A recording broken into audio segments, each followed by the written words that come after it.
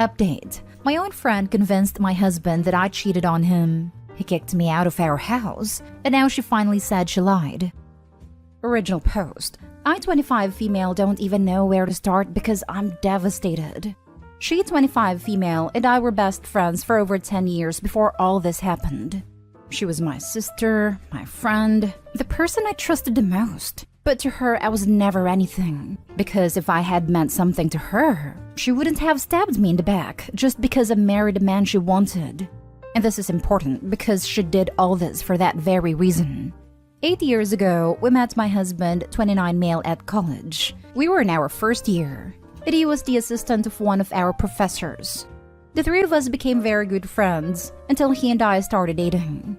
At that time, she never told me that she had feelings for him, so I never questioned my relationship with him. During all these years, I trusted her with very important things about my husband and myself. The last thing was the most important thing that I ever told her, and that was that I'm pregnant. I even told her before I told my husband, because I took the pregnancy test while I was with her because I trusted her with my whole life. And when the test came back positive, we both cried because it was a planned baby. She seemed so happy that my chest hurts knowing that all of that was fake. 6 months have passed since that day and my husband started acting weird. He was always mad at me for absolutely no reason, until I had enough and confronted him. He told me he's mad at me because he knows the truth. I asked him what he was talking about, and he showed me all the infidelity evidence he has. They were chats from a dating app between a man and me. And I use quotes because I never created that account. Someone else did and used my photos. Photos that I never posted and that I only have on my phone. So it is impossible that someone has stolen them from my social media. In those chats, I told this man that I was pregnant and that I didn't know if it was his or my husband's.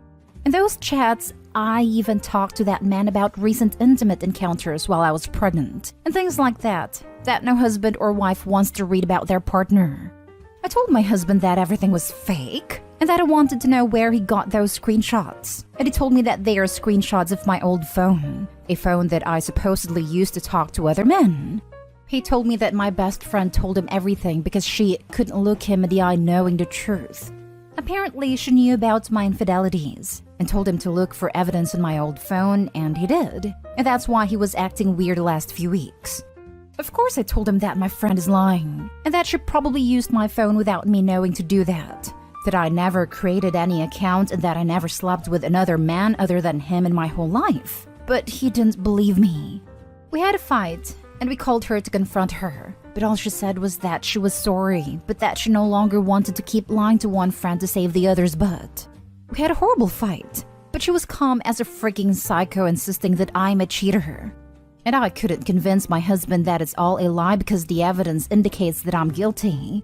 So he was furious and told me to pack my stuff and get out, and that he wanted a divorce and a paternity test. I went to my mother's house and we did a paternity test, which obviously indicates that the baby's his. But still, he didn't believe me that I didn't cheat on him. We had a few more fights after we did a paternity test, and I ended up in the hospital because of the stress. And apparently that made my so-called friend see reason, because she told my husband that everything he saw was fake, and that it was she who made both accounts, mine and that of the man I was supposedly cheating on him with. She said that she did it because she was jealous because since I'm pregnant, he doesn't pay attention to her anymore. She is very good friends with both of us since we met him, and that she lost her mind and acted in the worst way possible. She also said that now she's really sorry, that she never thought all this would go this far, and that she thought he'd just get mad for a few days and then forgive me because she knew that he loves me too much to forgive me anything. Since she confessed all that, he apologized in 1,000 ways, and we've talked a lot about what happened. And we have decided to give ourselves the space we need, and we will start going to therapy, but I don't know if that will be enough. Our relationship is at its worst. It's screwed up, and I'm afraid we can't work this out. And how could we? We said and did horrible things. During a fight, he told me to pack my stuff. I refused, and he took me by the arm to do it. And he was hurting me, so I pushed him and he hit a piece of furniture. And that's when he took me by the arms again. But this time he did it to shake me. But he is much stronger than me. Not only am I skinny compared to him, but he is also really tall. And when he did that, he really hurt me. And I don't know if we can be who we were in the past again. In the past, we almost never fought, and if we did, there was never any violence involved. How can we fix this, other than therapy? Now for the top advice. What a freaking psycho! This is a lot. The damage she inflicted over petty jealousy. How do you do something so deplorable to a person, let alone your best friends? People you claim to love, all while putting your friend's health and the health of her unborn child at risk. Just wow. This subthread never really shocks me, but this shocked me to the core. The evidence was so compelling from the husband's perspective, which makes it so sad. OP, if you're reading this, I hope both you and your husband give therapy a real shot. Don't let that witch win by jumping to divorce. It's so sad because it sounds like you had a healthy marriage before. I just hope that this is another hurdle you overcome and one that brings you closer in the end. And what about your husband and the ex-friend? Has he cut her out? And did she attempt anything with him while you were kicked out? Because if he's still talking to her in any capacity, that would be done for me. Yes, he blocked her from everywhere, and as far as I know, she never tried anything with him. Jesus, your friend is a psychopath. She didn't think it would go that far. The truth is, she wasn't ever that good a friend to either of you. Because if she was, she would have accepted that he is with you and moved on. Given the circumstances, I would think therapy is a must. I can't see how else you two would ever come back from this without a neutral party involved. And now for the update. Thank you all for the messages you sent me and the comments you left on my first post. I really appreciated it. Things have gotten a lot better since then. We talked to my now ex-friend, and she admitted to using my old phone to create that fake profile and also to message the other man. And I use quotes because that man never existed. It was her. She used that phone when she came to my house every day since we had a business together. She knew where the phone was, and she also knew that no one ever used it, so she had everything perfectly planned out, which is scary, because she really needs help. I mean, with all this, it is more than clear that she's a psychopath and needs help. She said all the things she did, and she had even told my husband that she drove me to meet that man so many times. And she told him that I made her pay with her card for the hotel where I met that man. And the truth is that I was never in any of those hotels. But all of that was right there, and it looked real, so of course he believed her. She has been my friend for many years, but she has also been friends with him for over 8 years. So we trusted her, and we never thought she would do something like that. And when she started telling me all those lies, it sounded real. In fact, the messages and everything looked very real. And I understand why my husband believed it. And if it had been the other way around, maybe he would have believed it too. On the other hand, my husband and I are still trying to cope with all this. After that violent episode, things got really hard between us. It is not easy to save a marriage once violence is involved, but we're trying. I came back home, and for now things are fine. But sometimes it's really warm here and I wear t-shirts, and he doesn't even want to look at me because I still have the bruises from his hands on my arms. And they don't look too bad now, but they're still there after almost 2 months of that episode. And I'm guessing they'll take a while to go away since I'm a very pale person and my skin is very sensitive. But my arms don't hurt anymore or anything like that, so I don't mind the bruises. He has apologized for what he did, and I forgave him because it was something that affected us both. And I understand that we both got violent and we're both guilty for screwing up our relationship. But like I said, we're still trying to get over it. And I guess it will take a while to get over it. It won't be easy, but we are willing to work hard so that everything will get better by the time our baby arrives in a few weeks. That's why we started individual and couples therapy, so we hope everything gets better. Now we are focused on that. We are preparing her room and buying things for her. And for now, that's working. Our relationship is slowly getting back to how it was before. And I'm really happy about that because we've loved each other for 8 years. And the last thing I wanted was to throw away our relationship after all that time. Because I know how our relationship was, and I know that this was the first time that we both reacted like this. And we promised each other that it will never happen again, and we will do everything possible so that it does not happen again. So that's all. To put your relationship to the side, If you're still covered in bruises after almost 2 months, you really need to go see a doctor. That slow healing could be indicative of some larger health problem. If you're having some issues with, say, blood clotting, you want to have the doctors figure that out now, instead of while you were giving birth. Usually bruises clear up in a matter of 1 to 2 weeks. If you're still black and blue after around 8 weeks, that is something your doctor needs to know about ASAP. It doesn't really matter that you're pale. It also doesn't matter however embarrassed you might be when the doctors ask you what happened, and you have to confess your husband hurting you. What matters there is your body isn't able to adequately clear the hematoma after an excessive amount of time.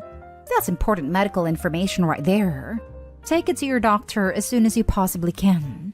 Because despite all the miracles of modern medicine, plenty of people still bleed out and die during childbirth. If your body isn't handling bleeding in a normal fashion, including bruises, that is very important for your doctors to be on top of. Talk to a lawyer. She can be held accountable for a lot of that, and you can get a little bit of justice out of it for her screwing your life up. Not sure if this applies where you live, but in many places this is harassment and defamation. I would even wonder about financial damages / effect of the distribution of business assets. Glad you're doing all the therapy. I hope you dissolve the business partnership too. I will. I'm talking to my lawyer about it. Now for the last story. Update. My 28 female boyfriend, 30 male, keeps hanging out with a girl he has feelings for. Original post. He said he's been trying to get over her since before me, and that he thinks that if he keeps trying, it'll go away. I told him it doesn't work like that, especially if we've already been dating 10 years, and he was already trying to drop his feelings for her before he met me. I feel like he's lying, and he truly just wants to keep his connection to her. He left to go hang out with her at 9 and it's now almost 4 in the morning for me. He told me it wouldn't come to this, and he wouldn't be out this long. He doesn't have a phone, so if I want to message him, I basically have to message her. He also refused to let me come along, even though her and I get along amazingly. She's made it clear she's not interested and already has a girlfriend. I've started packing my things because he hypothetically asked me what would happen if he didn't come home tonight, before he went out. I don't feel that there's anything left for me here. I made it clear that I don't think what he's doing is good for our relationship, but he went anyway. All he can ever say is that it's not his intention to hurt me. I keep having to remind him that the intent doesn't matter if he knew the outcome would be hurting me. I need some help, support, and an exit plan. Now for the top advice before reading the update. He still thinks he has a chance with her, but is stringing you along as a backup. If the second she actually wants to go out with him, he will flat out dump you on the spot. You're better leaving because this isn't a healthy relationship. This is exactly what I've been thinking about. It's all based on her. If she moves, he will, regardless of what we've built together. Yes, you have no future with him because he doesn't want you. Sure to say. Until he can get his head out of his behind and realize she doesn't want him, he can't have healthy relationships. I mentioned that to him as well, that this will continuously be a cycle unless he chooses to break it himself. All he cares about is staying close to her, even if it means they can only be friends. Well, back to packing. I really wish you well. In this instance, it was all on him. He ruined the relationship, not you. You deserve better and I hope you find it. Maybe someday. Thank you. And now for the update. I went to sleep and woke up to him cuddling me, which was very upsetting, especially after the night I've had. He came home around 5 a.m., a time he told me was only hypothetical and wouldn't really happen. We had a talk where I made it very clear that if this is how he loves me, then it's not the love I want anymore. He didn't want to tell me anything at all and just kept saying, I don't know, to every question I asked him. But if the situation were swept, he would need every detail. Matter of fact, I wouldn't have even been able to go. I packed the bulk of my belongings and have hidden them in easy-to-grab places. I've got 4 days left in my college course before I take my certification exam. I'm very glad he stayed out all night, because I've never felt this much love for myself since before meeting him. He knocked me down so many pegs that I forgot how much I was actually worth and was willing taking scraps of love. This isn't even the worst that he's done, and we should have been over a long time ago. Hate that I'm just fully realizing it now, but I'm glad I did it all. It hurts, but not as bad as staying as someone's second choice. He probably won't even remember the conversation as he never does, but I'm done explaining it over and over again. The plan is to stick it out until the end of the week, take my certification exam, pack up all my stuff, and leave in the middle of the night. My sister lives in another city and already has a place for me to stay. Luckily, my mother is in town as well and plans on staying until I'm ready. I'm letting him keep his gifts, because once I'm gone, he won't have internet until he gets it himself. It's getting turned off and moved to where I'm going. I will also be taking his cell phone off my contract. I really didn't understand how much I paid for his life until I started disconnecting and removing everything a piece at a time. I just did it because I love him and wanted him to be taken care of. The time I spent gone last night was everything I needed to get my life together. He knows the best ways to guilt trip me, especially after going to counseling. I'm not going to keep doing this fight, and I'm the only one actually making progress. I have held him up and backed him up on so many things in life. I never expected to get to this point. Thank you to everyone who helped talk things out with me. I was so distraught that I couldn't even think or move. Definitely made it easier to keep pushing on. Everything is packed but my little library and PC setup. I don't even think he noticed when he came back, but I'm sure he'll be asleep all day, doing a once-over and finishing packing. My mother will be back later to pick up a few things at a time under the premise of just wanting to see her daughter. Mom is with a plan, and I'm loving it. For those of you who believe that we could have worked things out, we could have, but that takes the both of us being willing to do that, not just me. This isn't even everything, my guys. I know it may feel like an attack on men to you, but if I told you everything, you wouldn't feel that way. Trust me, I want it to work out too, but he has made it very clear that he would drop me if it meant keeping her, even just as a friend. If for any reason she told him they can't be friends because of me, I would be a hot potato, dropped on the floor, guts everywhere. Joke, but you get the picture. I hope everyone has a wonderful day. I feel like I'm finally about to get everything that I've ever wanted and needed, and I hope you do too.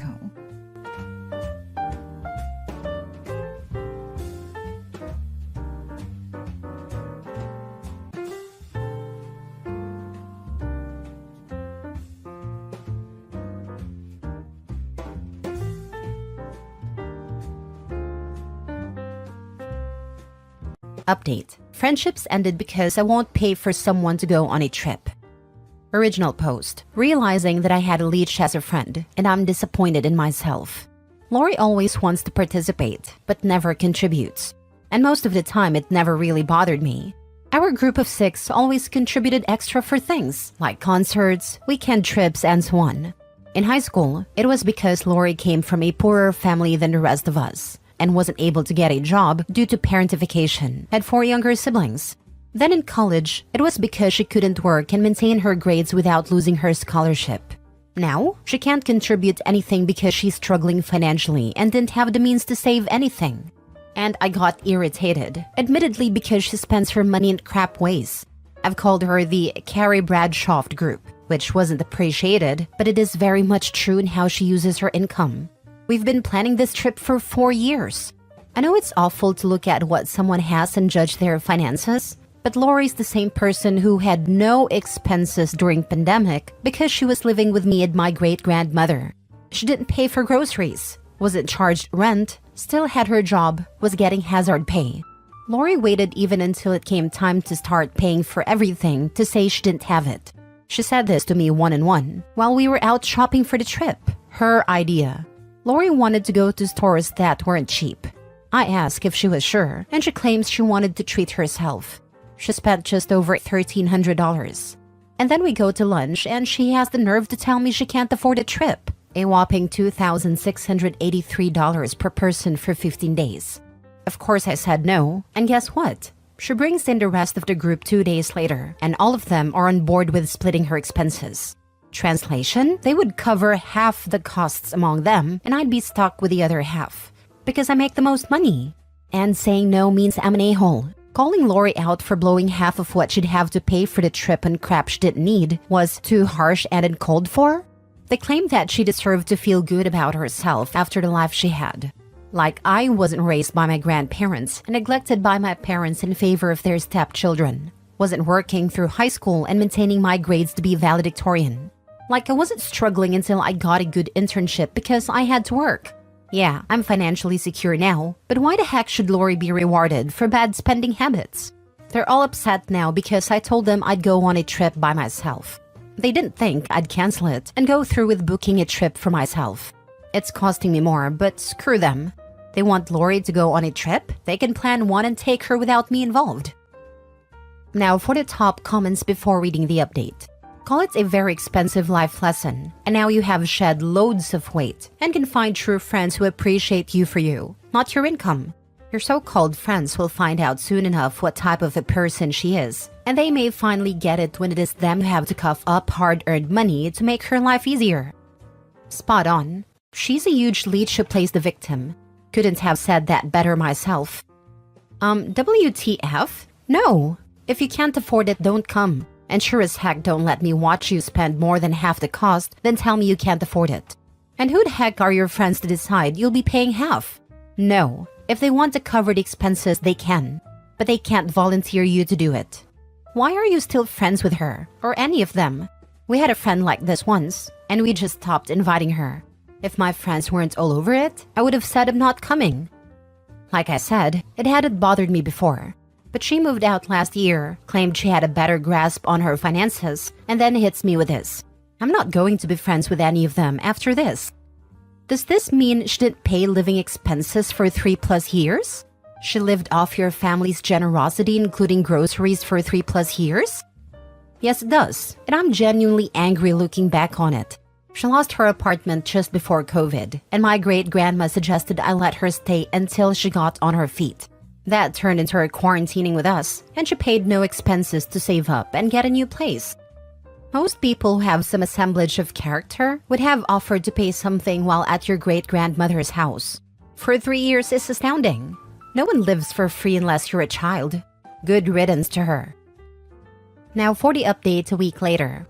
Seriously, I get called mean, selfish, cruel, and a bunch of other insults for not bankrolling idiot's life. Decide to cut contact and end a friendship, and now they want to make up? Lori, the primary leech, has horrible spending habits. Think Carrie Bradshaw from Exodus City. She'll blow her money on designer clothing and shoes, and then ask you to cover her expenses for trips. And the more I think about how much money I've wasted on her over the years, the angrier I become. Lori has apparently burned more bridges in the week or so I've been no contact.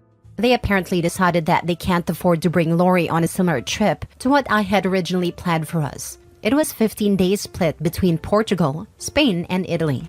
One of the group, Jenna, went to my grandpa because she couldn't get in contact with me. I had blocked all of them, mainly because I got sick of arguing.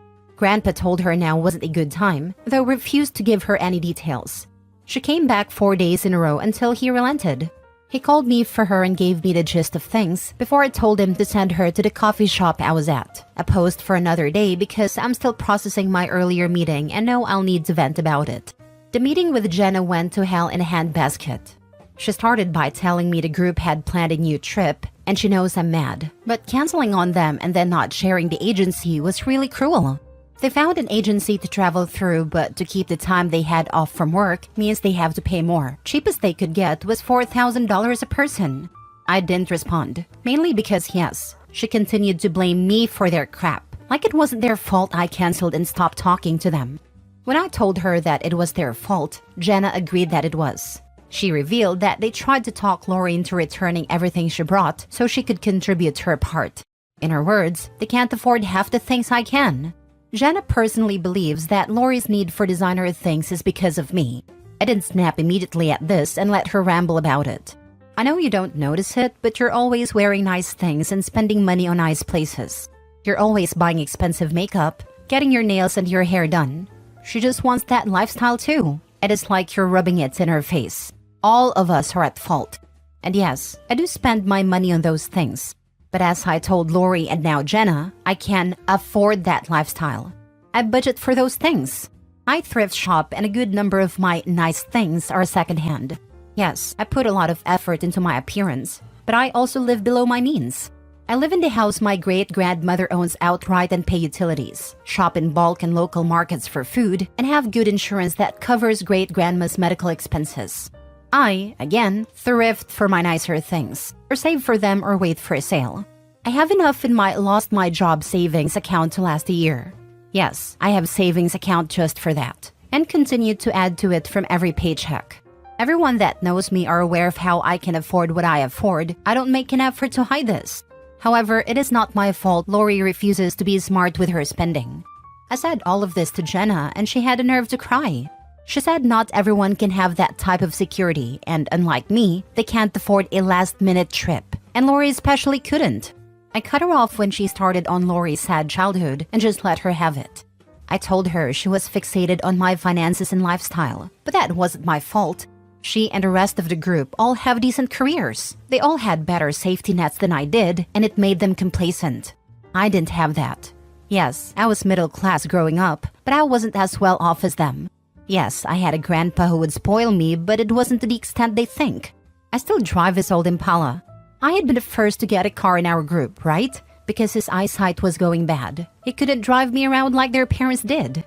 And don't get me started on college itself. Lori had a financial aid packet because she was poor. Jenna and the rest had family that could pay off their tuition and living costs. And I got barely anything aid-wise and had to work because my grandparents couldn't afford it. And my parents refused to acknowledge me.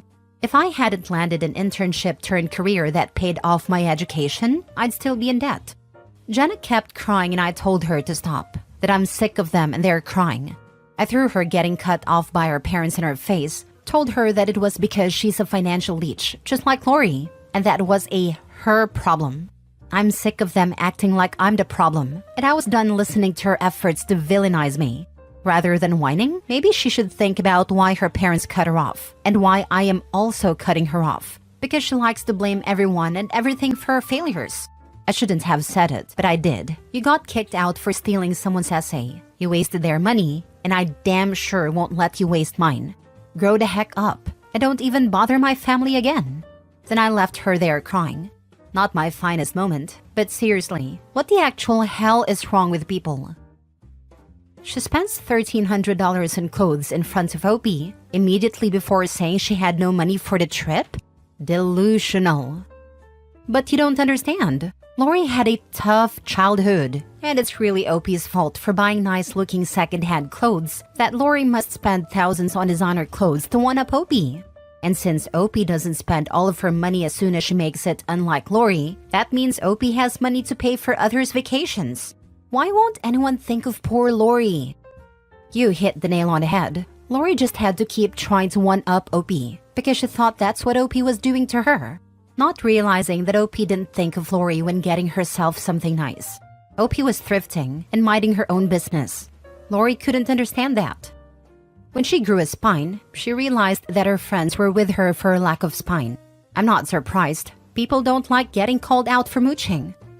There's always an extinction event where everyone gets very angry at the person they can't take advantage of anymore. And what was Lori going to do for spending money on a trip? Even if the 5 of them split the initial trip cost, how is she going to afford to go to places, to eat, etc.? Even if the food was included in the cost, it still means she would be hungry at the airport. OP's friends are perhaps the kind of group where they all once got along, but changed as they progressed into adulthood so they no longer fit. She is better off without them. Yes, there are a lot of Hallmark cards written about being friends forever, but honestly, it's pretty rare. Lots of our friends from elementary, high school, and college are mostly with us because we are all at the same stage of life at the same time in the same place. Once everyone is living their adult lives and making their own decisions, lots of friendships fade. Not all of them. My wife and her best friend have known each other for 30 years, but a lot of relationships that started in school don't survive adulthood. Last story, my parents and sister asked me to cancel my vacation and give her the money for child custody legal costs. I said no, and now they're furious. Background, my older sister did a student exchange program when she was in college. She liked it so much there that she ended up staying there. Eventually, later on, she met someone. They have a child who is 8 now and they were planning on getting married. But their relationship fell apart before the wedding happened. My sister wanted to move back here and bring her child with her. I always thought that if a baby had a parent with U.S. citizenship, it automatically made the baby a citizen no matter where in the world that baby was born. But that's not true. Since my sister and her child's father aren't married, and my sister had not been physically present in the U.S. for years before their child was born, it means their child is not automatically a citizen. Their child could get citizenship, but that would require them 1, to be allowed to enter the country legally as an immigrant, and 2, for them to be in the physical and legal custody of my sister. This is where the problems happen. Their child is a citizen of her father's country, and a court there won't let my sister have custody or bring their child here. All the times my sister has tried and appealed, the courts say the current country is their home. Their child has no ties to the U.S. and has never been here, and my sister has no right to remove them from their home country. They also say the free childcare and better standard of living means their child should stay, and even talk about how much safer it is there versus here. Even though the law about an unmarried mother giving citizenship to their child born in another country has changed, it doesn't apply after the fact. My sister's child was born a year before the law changed, so it doesn't count in their case. The U.S. has an agreement with the country my sister lives in about custody agreements and child support, so the courts here can't do anything.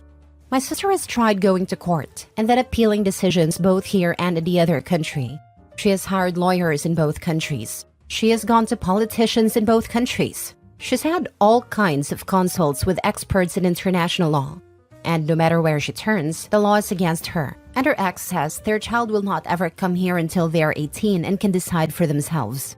Her choices are either to stay in the other country where her ex has their version of legal and physical custody and sister would have visitation, not 50% but close. She can also try to meet the requirements for citizenship. Or she can move back to St. Louis and then go back to the other country once or twice a year for a visit.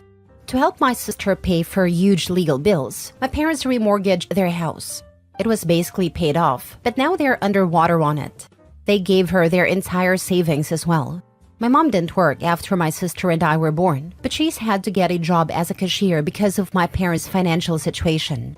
My dad won't be able to retire now. They're looking if there's any social assistance because of how bad things are. I'm terrified that something will happen that will make their situation worse, like an accident or illness because of how bad the situation is. Even after all this, they're still hell-bent on helping my sister. I don't have the money to look after them if anything goes wrong. I'm a phlebotomist. I don't have piles of money lying around to help my parents. And even now, they're still giving my sister money. My sister is almost massively in debt. Before now, neither her or my parents asked me for money. But now that my parents and my sister have found out I'm taking a vacation, they want me to cancel it and give the money to my sister. I finished my training in 2020, and the last 4 years in the healthcare sector have been so stressful. I haven't had more than 3 days off in a row since I started my job. I'm going on a Viking cruise, and I've been looking forward to it for over a year. I don't want to cancel it. I currently do not have any debt, but they are pressuring me to go into debt for my sister. My parents have visited my sister's child. They have visited the other country and regularly do video calls and phone calls, but I think my parents and my sister are still in denial about the situation. When I said I'm not canceling my cruise or going into debt to help my sister, all 3 of them got so angry. My sister lost it on me, and my parents backed her up and said they were disappointed in me. Besides my sister's child, the 3 of them are my only family. But my parents and my sister won't talk to me unless it's to tell me how angry they are. It just sucks that they won't talk, even though I know I'm right and won't change my mind. Now for the top comments. Never set yourself on fire to keep someone else warm. Your parents can choose to let their money go up in flames. You do not have to add your own fuel to a dumpster fire. This, as much money as your parents and sister have poured into the sad situation, no amount from you can possibly make a difference. She is fighting a lost cause, and the only beneficiaries are the lawyers. She will have to remain where she is until daughter is 18, then revisit her and daughter's future. Your poor parents have lost all their assets for a lost cause, sadly. I feel for them, but there is no reason for you to do the same. This is insane. It sucks for your sister, but the situation isn't going to change, and the whole family going broke is not going to make it better. I am sorry you are being treated this way. I understand they are probably scared, but it is not okay. Hopefully your sister can figure out a long-term plan and they will calm down. Honestly, the odds are so against them anyways. Both countries say the child should stay in his home country. He has free healthcare and pretty much so much more privileges he's not going to get in the US. Why take him away from that? It's honestly selfish. They're just throwing away money at this point. It's unfortunate, but there's literally no reason to keep getting into debt for something that's not going to happen.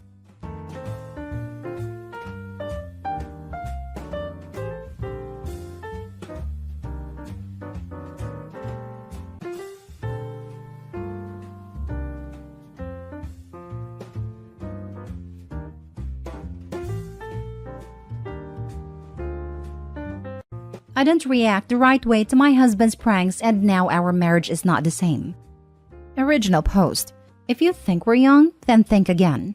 I'm female 35 and is male 33, and I can't believe this is really happening. I begged him to go to therapy with me, but he's refusing any type of conversation.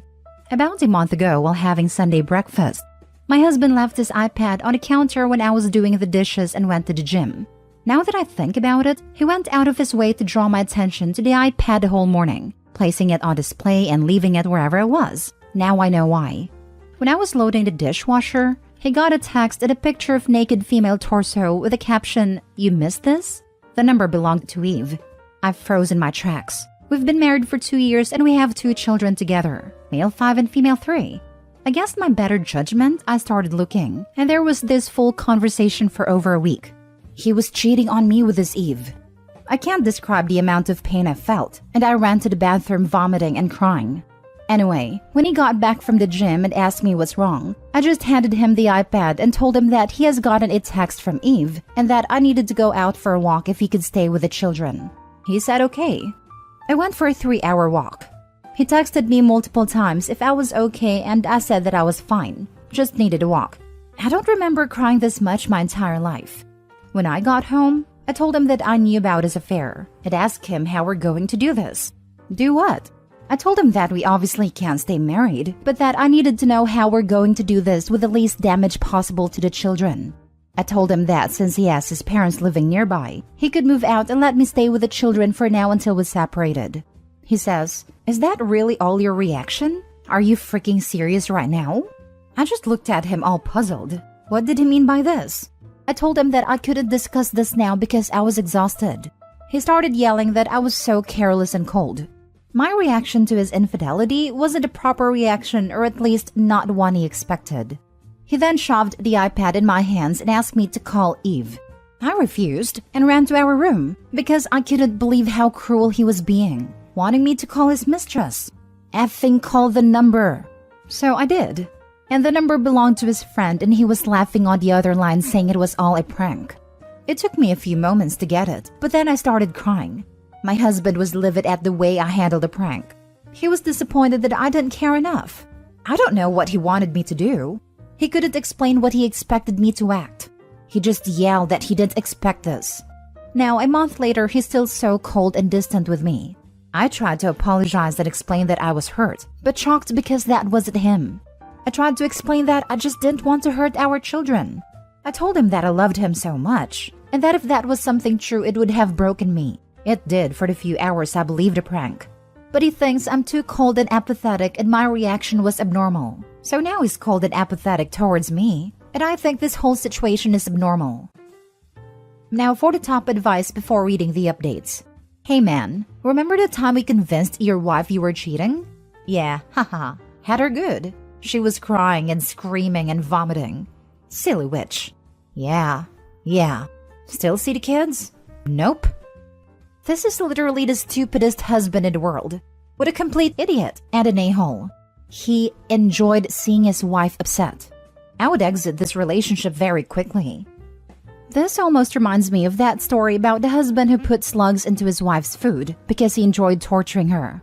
What's so appealing about emotionally, in this case, or physically, in the slug case, torturing your significant other that you chose to spend the rest of your life with? It's scary. This is the crappiest, most immature prank I've read about it in a while. It's not even a prank. It's just cruel. I know. I still wake up in terror from nightmares. Stop apologizing. He has the audacity to tell you how you should feel or react to him cheating? Who does he think he is to determine the correct reaction? He is butthurt that you are confident and logical enough that you won't break apart from the thought of not having him. He fancied himself all you had, and is enraged you are confident and know your worth. He is honestly one of the worst cases of narcissistic tendencies I heard of. I would tell him that he is a deeply messed up individual, and unless he goes to therapy to see why he needs you to break apart at the idea of not having him, you think he should go to his parents and you need time to reevaluate. Did he expect you to get down on your knees and beg him to stay? These freaking pranks have gotten out of hand. That's such a messed up prank, especially to leave you ruminating on it for hours too. Also, what kind of prank about cheating with weeks building up for it? That's so horrible. It sounds like he was just trying to hurt you. And what is up with his reaction? Like what? He expects you to stay with him if he cheats on you? Freaking hell. He and his friends are doing it to their wives/girlfriends. My reaction wasn't as good as the other women apparently. What would a good reaction be? Did he want you to be all jealous to show your love for him? You reacted in a calm, mature manner. Honestly, I probably would have been the same. He pulled a crappy prank and is mad at you for your reaction. He is not taking any accountability for the harm he caused. You have no reason to apologize to him. He was being a bad partner. He and his friends need to find a hobby. And probably new partners.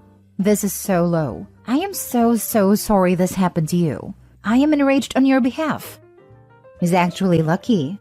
I've seen so many women get the screenshots and not tell the husband. They go right to the attorney for papers. His butt could have been handed divorce papers. He should be the one apologizing.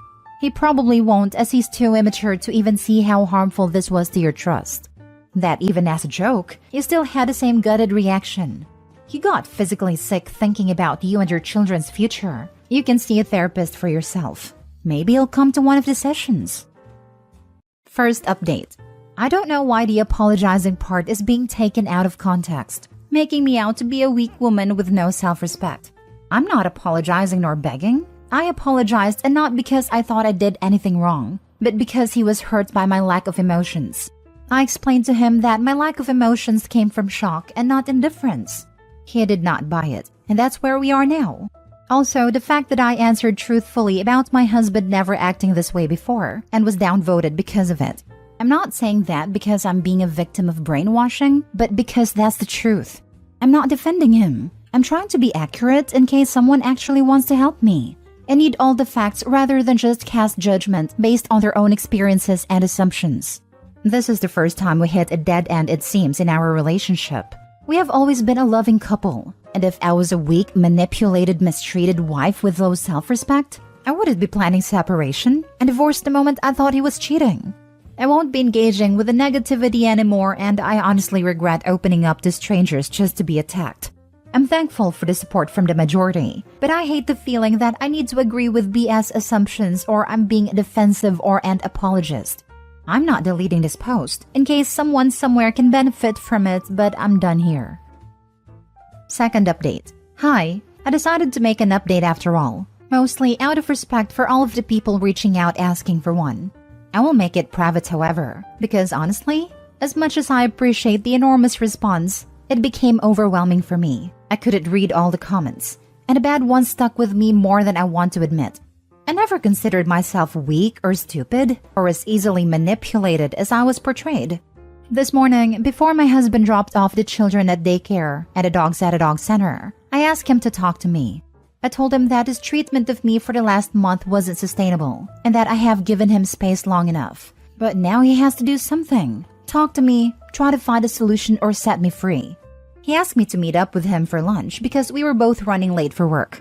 At lunch, he apologized for the prank and he said he couldn't believe that he went with it and how stupid it was of him to think that it was harmless and playful.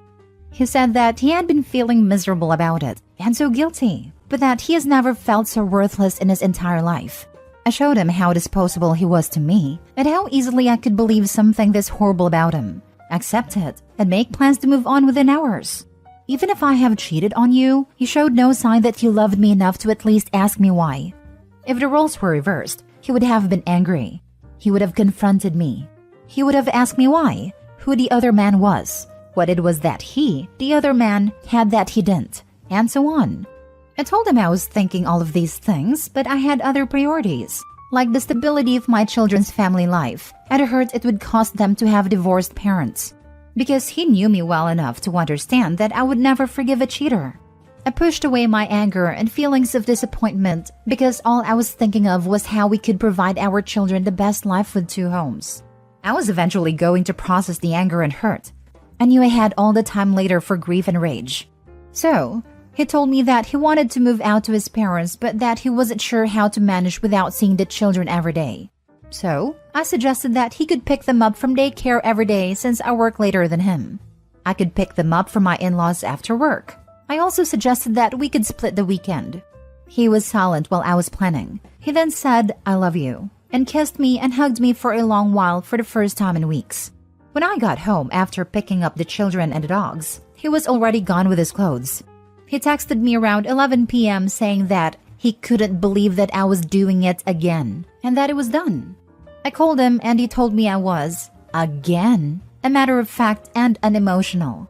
I seemed unfazed, like him moving out wasn't a big deal. He felt redundant again and disposable and unnecessary in my life. I told him this was so unfair because I've missed him, and I have missed him all these weeks when he was ignoring me. I was just trying to give him space and respected his wishes because I still wanted us to work things out. He didn't want to listen anymore, so we hung up. At 2 a.m., he texted that this wasn't working for him and he wanted a divorce. I just texted back, okay. Third update. I want to thank you very much for all the support. I'm sorry for all the doubtful voices about help from strangers on Reddit. While I'm my own woman and isn't easily manipulated, I was so appreciative of the support here. I was doubting myself, brooding and all consumed in my own confused thoughts. My husband found my posts, and he said he was so ashamed of himself and the way he handled our problem, especially after reading all the comments calling him out. Now, we have a lot of work to do if we're going to make it. I'm still not 100% sure why he acted the way he did because I've always been clear about my feelings and how much I love him. I never felt that life and the children came in the way. It just made my love for him even stronger. But I'm not gonna dismiss his feelings if he really felt neglected and disposable. He hasn't moved home yet, but we have been on dates and we have been spending quality time together. Before all of this happened, we were talking about having another baby and maybe moving into a bigger house. We are waiting with this. I wasn't sure how I would tell him that I wanted to wait without it sounding like I'm cold and have given up on our future. So I tried to show more emotions this time and make it clear that I just want to wait until we're back on track. I don't cancel the plans altogether, but he was actually understanding and kind of relieved. We'll see how this goes. I love and miss him so much, and the children miss their daddy at home. Thank you again. He is obsessed with testing you and your reactions. How childish. And after you explained how you put your own emotions aside to process later, because your first thoughts were how to make sure your kids were okay, the way he keeps reacting is a huge red flag. Please don't take him back. He blew up at you for prioritizing your children. Run. He's embarrassed about what he did. He read all my comments, and he was really ashamed.